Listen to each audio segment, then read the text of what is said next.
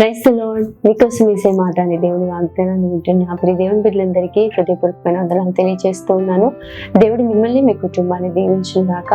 మీకు మీ కుటుంబాలకి రోజంతన దేవుడు తన సన్నిధిని తోడుగా నుండి చేసి తన విశేషమైన కృపను ప్రభు మీకు అనుగ్రహించిన గాక. ఈ రోజు పరిశుద్ధ గ్రంథం నుంచి కొన్ని మాటలు మనందరం కూడా ధ్యానిద్దామా. లేవికాండము 25వ అధ్యాయము 21వ వచనము. నా దీవెన మీకు కలుగునట్లు ఆజ్ఞాపించేదను. ఆమె ఒకసారి బిగ్గరగా ఈ వాగ్దానాన్ని బట్టి చేతులైతే ప్రభువును స్తుతించండి. ప్రియ దేవుని బిడ్డ, దేవుడు ఎంత చక్కటి వాగ్దానాన్ని ఉదయకాల సమయంలో మనకు అనుగ్రహిస్తున్నారు చూడండి. దేవుడు ఆయన ఆజ్ఞాపిస్తే, ఆయన మాట పలికితే చాలు, ఆయన మాటను అనుసరించి సమస్త సృష్టి చేయబడింది. ఆయన ఆజ్ఞాపిస్తే దయ్యములు వెళ్ళగొట్టబడ్డాయి. ఆయన ఆజ్ఞాపిస్తే మరణించిన వారు లేచి కూర్చొని మాట్లాడుతూ ఉన్నారు, సమాధిలోంచి బయటకు వచ్చారు. ఆయన మాటలో, ఆయన ఆజ్ఞలో అంత శక్తి ఉంది. అయితే ఈరోజు ప్రభు ఎంత చక్కగా మనతో మాట్లాడుతున్నాడంటే, దేవుడు ఏమని ఆజ్ఞాపించబోతున్నాడంటే, నా దీవెన మీకు కలుగునట్లుగా ఆజ్ఞాపిస్తానని. నిజంగా ప్రతి ఒక్కరు కూడా మనం కోరుకుంటూ ఉంటాం కదా, ప్రభా నన్ను దీవించయ్యా, నన్ను కనికరించు ప్రభా, నీ కనికరాన్ని నా పైన నుంచి ప్రభా, నీ కనుదృష్టిని నా పైన ఉంచు ప్రభా అని చెప్పి ప్రతి దినము ప్రభు సన్నిధిలో మనం మొదలుపెడుతూ ఉంటాం.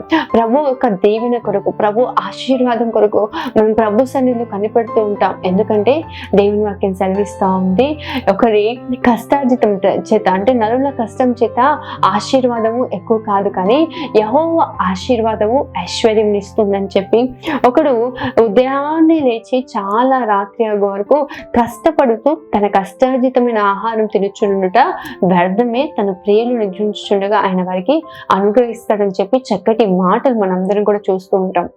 నిజమే, మన జీవితాల్లో మనం దీవెన కొరకు, ఆశీర్వాద కొరకు ఎన్నో రకాల ప్రయత్నాలు చేస్తూ ఉంటాం, ఎంతో ప్రయాసపడుతూ ఉంటాం, ఎంతో కష్టపడుతూ ఉంటాం. ఇంత కష్టపడుతున్నాను, నేను ఇంత ప్రయాసపడుతున్నాను, ఎందుకు నా జీవితంలో ఆశీర్వాదాన్ని చూడలేకపోతున్నాను, ఎందుకు నా జీవితంలో నేను చూడలేకపోతున్నానంటే ప్రభు ఆజ్ఞాపించాలి.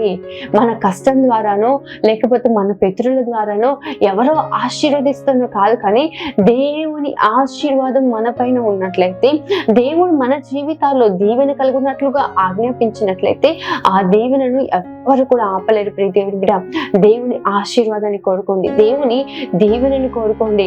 ప్రభు ఎవరిని ఆశీర్వదిస్తాడు అంటే, మనం చూసినట్లయితే ద్వితీయోపదేశ కాండము 11వ అధ్యాయం 27వ వచనంలో రాయబడి ఉంది చూడండి. నేడు నేను మీకు ఆజ్ఞాపించు మీ దేవుడైన యెహోవా ఆజ్ఞలను మీరు వినిన యెడల దీవెన. ఆమె ఎప్పుడు దీవెన కలుగుతుంది, ఎప్పుడు ఆశీర్వాదం కలుగుతుంది అంటే, దేవుని మాట గడిచిన దినాల్లోంచి కూడా ప్రభు మనందరితో స్పష్టంగా మాట్లాడుతున్నాడు. నా మాట వినండి, నా మాట వినటం ద్వారా మీ జీవితంలో నీతి కలుగుతుంది, మీ జీవితంలో ఆశీర్వాదం కలుగుతుందని ఈరోజు ప్రభు మళ్ళా మాట్లాడుతున్నాడు. నా మాట వినటం వల్ల మీకు దీవెన కలుగుతుంది. ఈరోజు ప్రియ దేవుని బిడ్డ, ప్రభు తన దీవెన ఆజ్ఞాపిస్తాడంట. ప్రభు ఒక్కసారి మాట వెల్లడి అయితే ఆ మాటను అడ్డుకోవడానికి ఎవరికైనా శక్తి ఉందంటారా? ఎవరైనా ఆపగలుగుతారా? ఎవ్వరు కూడా ఆయన మాటను ఆపలేరు. ప్రియ దేవుని బిడ్డ, ప్రభు నిన్ను ఆశీర్వదించాలి, ప్రభు నిన్ను దీవించాలని కోరుకుంటే మనుషులు ఎవరు కూడా ఆపలేరు. ప్రభు ఈరోజు ఆయన ఆజ్ఞాపించబోతున్నాడు. ఎప్పుడు ఆజ్ఞాపిస్తాడంటే, దేవుని మాట విన్నప్పుడు. ప్రభు మాటకు లోబడండి, ప్రభు మాట చొప్పున జీవించండి. అబ్రహాము దేవుని మాటను నమ్మాడు, అబ్రహాము దేవుని మాటను అనుసరించి జీవించాడు, తన జీవితంలో అద్భుతాలు చేశాడు. బైబిల్ గ్రంథంలో అనేకులు ఆశీర్వదింపబడడానికి కారణం దేవుని మాటను అనుసరించి నడుచుకోవడమే. ఆజ్ఞ అతిక్రమమే పాపమని దేవుని వాక్యం సెలవిస్తా ఉంది. ఇంకా పాపం వల్ల వచ్చే జీతం మరణం. ఈరోజు ఆజ్ఞను అతిక్రమిస్తే మన జీవితాల్లోకి మరణం సంభవిస్తుంది. ఈరోజు దేవుని చిత్తానుసారంగా ప్రియ దేవుని బిడ్డ, ప్రభు ఆజ్ఞాపించిన ప్రతి ఆజ్ఞను అనుసరించి, ప్రభు యొక్క మాటను అనుసరించి, మీ జీవితాల్లో మీరు చేస్తున్న ప్రతి పనులలో దేవుని మాటను అనుసరించి ప్రభు చిత్తానుసారంగా నడిపింపబడండి. దేవుడు మీకు దీవెన కలిగజేసే దేవుడే ఉన్నాడు. అదేవిధంగా మనం చూసినట్లయితే సామెతల గ్రంథం 24వ అధ్యాయం 25వ వచనం చూడండి. న్యాయంగా తీర్పు తీర్చు వారికి మేలు కలుగును, క్షేమకరమైన దీవెన బట్టి వారికి వచ్చును. ఆమె ఎవరైతే న్యాయంగా తీర్పు తీరుస్తారో, న్యాయంగా జీవిస్తారో, నీతి న్యాయములను మనం అనుసరించి నడుచుకోవాల్సిన వారిగా ఉన్నాం. అన్యాయమును అక్రమమును మనం వెంబడించొద్దు. అన్యాయమైన మార్గంలో మనము వెళ్ళకూడదు. అన్యాయమైన వాటిని, అక్రమమైన వాటిని మనం జరిగించే వారిగా ఉండకూడదు. ఈరోజు చాలా మంది అనేకులకు వ్యతిరేకంగాను, అన్యాయంగాను, అక్రమంగాను చేస్తా ఉన్నారు. ఎందుకంటే వారు దీవింపబడాలి, ఆశీర్వదింపబడాలి అని చెప్పేసి అనేకులు కష్టపడుతూ ఉన్నారు. అక్రమం విస్తరించుట చేత ప్రేమ చల్లారును అని దేవుని వాక్యం సెలవిస్తుంది. ఈరోజు అక్రమంగా, అన్యాయంగా నువ్వు దీవింపబడినా అది నీ జీవితంలో ఆశీర్వాదకరంగా ఉండదు ప్రియ దేవుని బిడ్డ. అది నీ జీవితాల్లో కలవరాన్ని, కీడును, శాపాన్ని కలగచేస్తుంది, దుఃఖాన్ని కలగచేస్తుంది, చేదైన అనుభవాన్ని కలగచేస్తుంది. దేవుడు ఎవరికి దీవెన కలగచేస్తాడు? క్షేమకరమైన దీవెన ఎవరికి కలగచేస్తాడంటే న్యాయంగా తీర్పు తీర్చేవారు, న్యాయంగా నడుచుకునే వారికి దేవుడు మేలును, అదే విధంగా క్షేమకరమైన దీవెన కలగచేస్తాడంటే ఈరోజు దేవుని సన్నిధిలో ప్రార్థించిన, ప్రభువా నా ఉద్యోగంలో నేను న్యాయంగా ఉంటాను ప్రభువా, నా చేతి పనుల్లో నేను న్యాయంగా ఉంటాను ప్రభువా, అక్రమంగా నేను సంపాదించుకోను, ఒకరిని మోసం చేస్తూ, ఒకరిని ఇబ్బంది పడుతూ, ఒకరిని హింసిస్తూ, ఒకరిని నష్టపరుస్తూ, మాటలతో మోసపుచ్చుతూ చాలాసార్లు అనుకుంటా ఉంటాం, భలే మోసం చేశాను ఆ వ్యక్తిని, నేను అసలు నేను మోసం చేశానని కూడా అర్థం కాలేదు, భలే మోసపోయాడని చెప్పేసి అనేక సార్లు ఇతరులను మోసం చేస్తూ ఉంటారు, ఇతరులకు నష్టాన్ని కలుగ చేస్తూ ఉంటారు, ఇతరులకు దగ్గర అక్రమంగా ప్రవర్తిస్తూ ఉంటారు.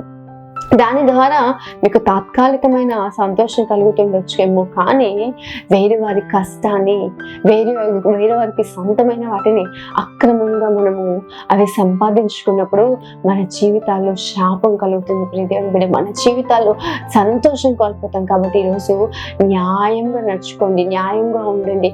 మీరు చేసే ప్రతి పనిలో న్యాయంగా ఉండండి. మీ మాట అవునంటే అవును, కాదంటే కాదని ఉండవాలని దేవుని వాక్యం సెలవిస్తుంది. న్యాయంగా మాట్లాడండి, యథార్థంగా జీవించండి. ప్రభు క్షేమకరమైన దీవెన కలగ చేస్తాడు. అదేవిధంగా మనం చూసినట్లయితే సామెతల గ్రంథం 28వ అధ్యాయం 20వ వచనం చూస్తే నమ్మకమైన వానికి దీవెనలు మెండుగా కలుగుతాయి. ఆమె నిశ్చయంగా ప్రియ దేవుని బిడ్డ, దేవుడు మెండైన దీవెనలు కలుగ చేసే దేవుడు ఆయన.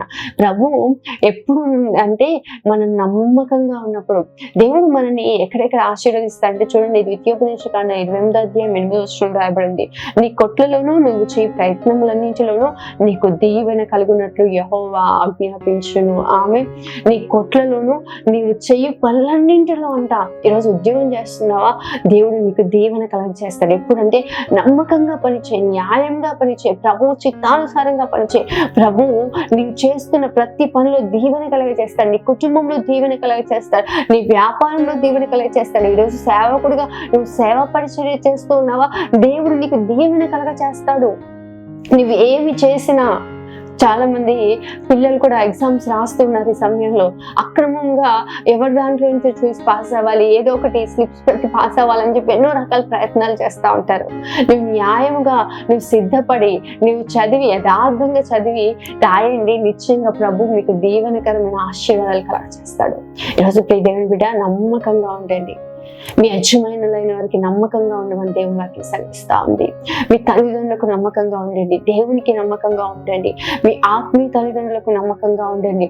నిశ్చయంగా నమ్మకమైన వారికి మెండైన దీవెనలు అంట, ఒకటి కాదు, రెండు కాదు, అత్యధికమైన ఆశీర్వాదాలు, అత్యధికమైన దీవెనలు. మీరు చేసే ప్రతి ప్రయత్నము, ఏ శుభకార్యం ప్రారంభించినా, ఏ పని ప్రారంభించినా, ఒక మాట దగ్గర పట్టిందల్లా బంగారం అయిపోతుందండి అని ఎప్పుడు అవుతుందో తెలుసా? నమ్మకంగా మనం పనిచేస్తున్నప్పుడు, మనం నమ్మకంగా కష్టపడుతున్నప్పుడు. మనం చేసే పని కొద్దిదే కావచ్చు, కానీ మొదట నీ స్థితి కొద్దిగా ఉన్నా తుదకు నువ్వు మహాభివృద్ధి పొందుతా ఉన్నావు. ఒకరిని మోసం చేస్తూ, ఒకరిని బాధపడుతూ, ఒకరిని ఇబ్బంది పరుస్తూ మనం కష్టపడితే, మనం పని చేస్తే మనకు ఆశీర్వాదం కలగదు ప్రియ దేవుని బిడ్డ. నమ్మకంగా ఉండండి. నీ కుటుంబ జీవితంలో నువ్వు నమ్మకంగా ఉంటున్నావా? నీ భార్యకు, నీ భర్తకు నువ్వు నమ్మకంగా ఉంటున్నావా? తల్లిదండ్రులు ఆయన వారు మీ పిల్లల పట్ల నమ్మకంగా ఉన్నారా? పిల్లలు తల్లిదండ్రుల పట్ల నమ్మకంగా ఉన్నారా? సంఘం సేవకునికి నమ్మకంగా ఉన్నారా? సేవకులారా మీరు దేవునికి నమ్మకంగా ఉన్నారా?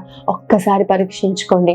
మీరు నమ్మకంగా జీవించినట్లయితే, మీకు అప్పగింపబడిన పని నమ్మకంగా మీరు నెరవేర్చగలిగినట్లయితే దేవుడు మీకు దీవెన కలుగజేస్తాడు. చాలా మంది చూస్తుంటే మంచిగా యథార్థంగా పనిచేస్తారండి. ఎవరు గమనించట్లేదు అనుకోండి, వాళ్ళకి నచ్చినట్లుగా చేస్తూ ఉంటారు, ఏది పట్టించుకోరు.